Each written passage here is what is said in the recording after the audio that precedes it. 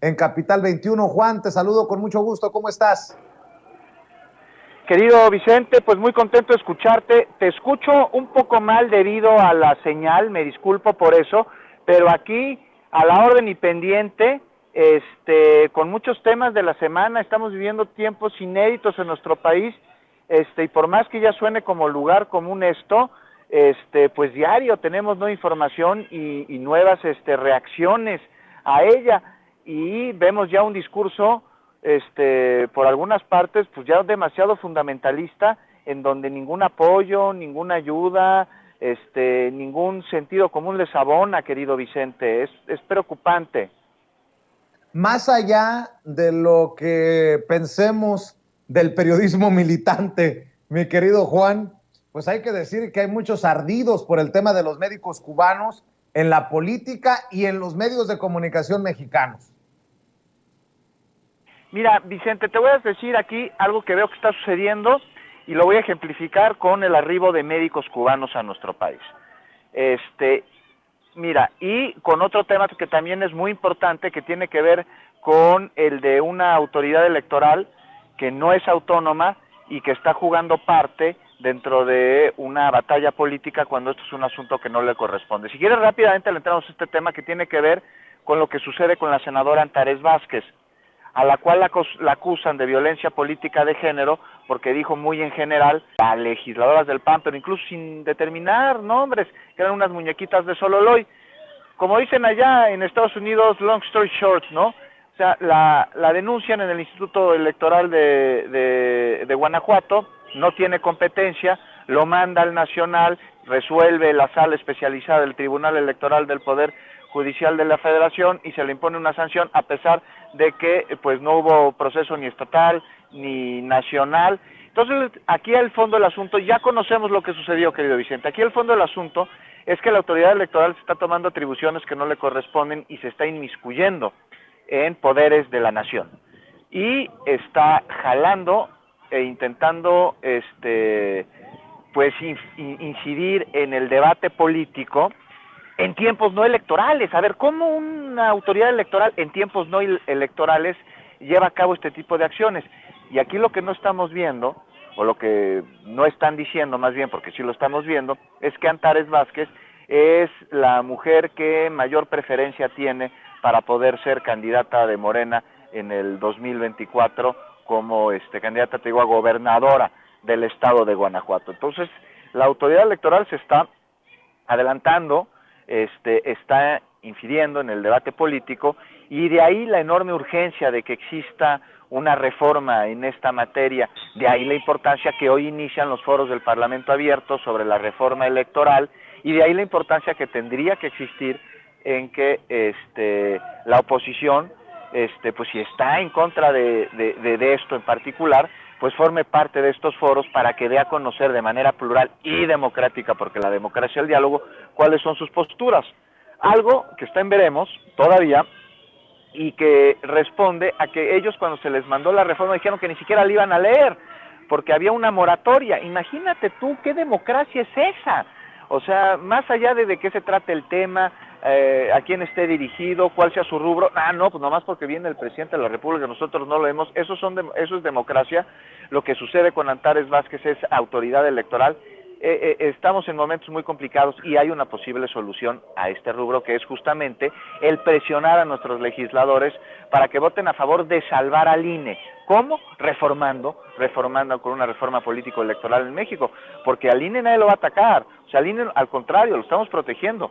Lo que está sucediendo es que el INE está siendo atacado desde su interior por sus consejeros, que están manchando el sentido y el propósito de este instituto, que tendría que ser muy noble en su actuar, y no lo está haciendo. Vicente, no sé tú cómo ves este asunto.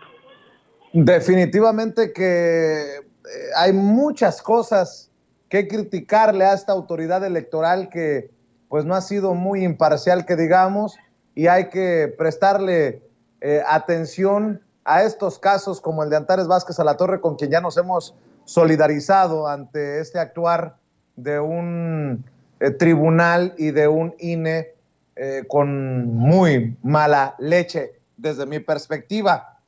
Oye, Juan, y lo del tema de los médicos cubanos, ha destapado a medio mundo conservador, ¿eh? Querido Vicente, te escucho muy mal, me disculpo, debe ser seguramente mi señal.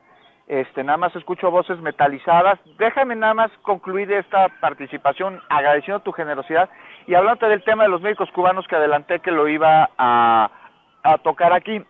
Llegan médicos cubanos a México. No es la primera vez que llegan médicos cubanos a México. Hay una colaboración entre los dos países desde hace 40 años por lo menos. Y además no solo en México, sino en todo el mundo. Las brigadas cubanas existen desde hace 60. Han atendido, o sea, estos son datos que ahí están, que son fehacientes. En 60 años de historia estas brigadas médicas han atendido un 60% de la población mundial. Además han realizado partos, han realizado intervenciones quirúrgicas y le han salvado la vida a miles de personas. ¿Qué sucede con estos médicos cubanos que llegan a México? Vienen a intentar ayudar mientras existe un déficit de médicos especialistas que no quieren acudir a zonas rurales por la razón que sea, ¿no?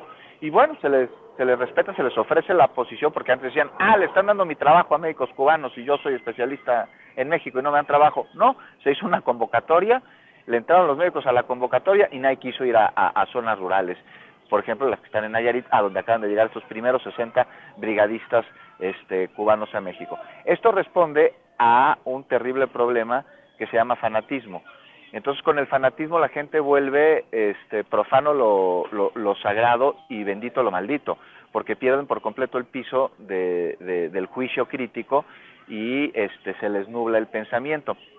Entonces, imagínate a qué nivel, querido Vicente, que determinan que una ayuda humanitaria internacional, que sí se paga, oye, pues ¿por qué no se habría de pagar, no? O sea, que los socialistas no comen, no tienen familia, pues es imposible. Claro que se les paga, pero vienen a ayudar, vienen a aportar.